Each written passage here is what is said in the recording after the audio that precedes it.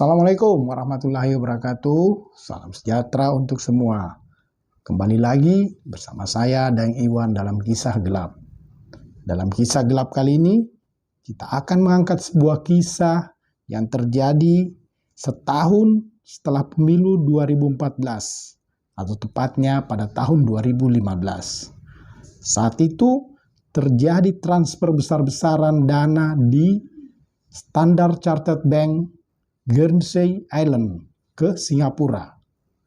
Dana yang ditransfer tidak tanggung-tanggung, 18,9 triliun. Media asing maupun dalam negeri heboh. Pasalnya, pemilik dana tersebut atau nasabah bank tersebut disebut-sebut terkait dengan militer Indonesia. Namun, hingga saat ini, semua masih misteri. Apakah dana tersebut pure bisnis atau terkait hal lain, dan siapa pemilik dana tersebut, semua masih misterius. Mau tahu kisahnya?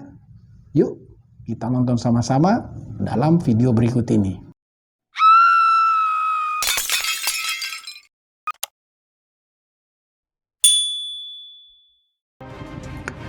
Pada tahun 2017 lalu, media massa dalam negeri maupun asing ramai memberitakan soal regulator di Eropa dan Asia yang sedang menyelidiki bank asal Inggris Standard Chartered.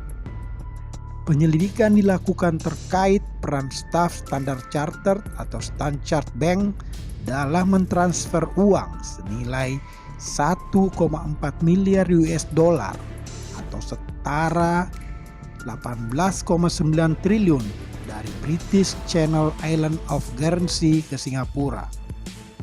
Guernsey sendiri adalah pulau yang berada di bawah pengawasan Inggris.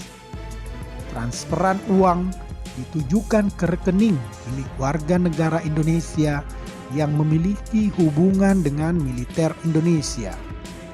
Seorang sumber mengungkapkan bahwa Standard Bank diselidiki setelah karyawan mengajukan pertanyaan awal tahun lalu mengenai waktu transaksi dan apakah sumber dana nasabah telah diperiksa dengan benar. Uang itu ditransfer ke nasabah Indonesia yang memiliki hubungan dengan militer Indonesia pada akhir tahun 2015 atau setahun setelah pemilu 2014 di Indonesia. Saat itu, Guernsey belum mengadopsi sistem Common Reporting Standard atau CRS. CRS atau Standar Pelaporan Umum adalah standar untuk pertukaran informasi otomatis mengenai rekening keuangan di tingkat global antara otoritas pajak yang dikembangkan oleh organisasi untuk kerjasama dan pembangunan ekonomi pada tahun 2014. Tujuannya adalah untuk memerangi penghindaran pajak. Lebih dari 100 yurisdiksi telah mengindikasikan bahwa mereka akan menandatangani standar yang murni berlaku di Guernsey pada tahun 2016. Namun, belum berlaku di Singapura dan Hong Kong sampai tahun 2018. Pada Juli 2017, Standard Bank mengklaim telah menutup kantornya di Guernsey dan mentransfer semua aset dan layanan fidusia ke Singapura dengan alasan kebutuhan klien yang berubah. Otoritas Moneter Singapura, bank sentral negara itu, dan Komisi Jasa Keuangan Guernsey kemudian mulai menyelidiki rangkaian kejadian tersebut. Sebuah sumber menyebutkan bahwa Otoritas Perilaku Financial Inggris, regulator Standard Bank, mengetahui transfer tersebut, tapi tidak mengkaji ulang secara mendalam. Financial Times menyebutkan staf bank khawatir transfer nasabah Indonesia kemungkinan memerlukan pemeriksaan lebih rinci karena mereka memiliki kaitan dengan militer Indonesia dan memiliki aset bernilai puluhan juta dolar, namun pendapatan tahunan mereka hanya puluhan ribu dolar. Sumber juga mengatakan regulator dianggap tidak mengawasi cara proses dan transfer Standard Bank itu. Padahal seharusnya regulator melakukan pengawasan agar pegawai bank tidak berkolusi dengan klien untuk menghindari pajak. Pada 7 Oktober 2017, fokus investigasi internal bank adalah apakah mereka telah memeriksa sumber dana nasabah dengan cermat dan melakukan uji tuntas klien yang tepat. Hasilnya ditemukan bahwa karyawan di Guernsey dan bankir di Singapura menandai transfer aset senilai 1,4 miliar US dollar ketika pertama kali diusulkan pada tahun 2015. Mereka mencatat serentetan permintaan yang muncul tiba-tiba dalam rangkaian akun sebelumnya. Transfer tersebut disetujui oleh tim kepatuhan kejahatan Standard Chartered setelah ditinjau ulang. Regulator dan Guernsey diyakini telah melakukan perjalanan ke Inggris untuk mewawancarai beberapa dari mereka yang terlibat dalam pelaksanaan dan menyetujui transfer tersebut.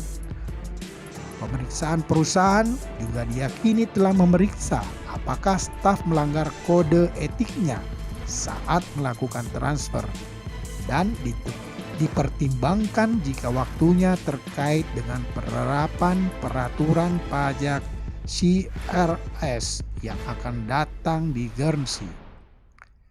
Penyelidikan Komisi Jasa Keuangan Guernsey dan Otoritas Moneter Singapura terkait transfer itu menjadi pukulan terhadap reputasi Standard Chartered yang saat itu justru sedang dibangun oleh CEO William T. Winters. Winters sendiri telah menangani berbagai masalah pelanggaran sejak menjabat sebagai CEO pada tahun 2015. Mulai dari pelanggaran terkait sanksi Amerika Serikat terhadap Iran hingga dugaan suap di Indonesia.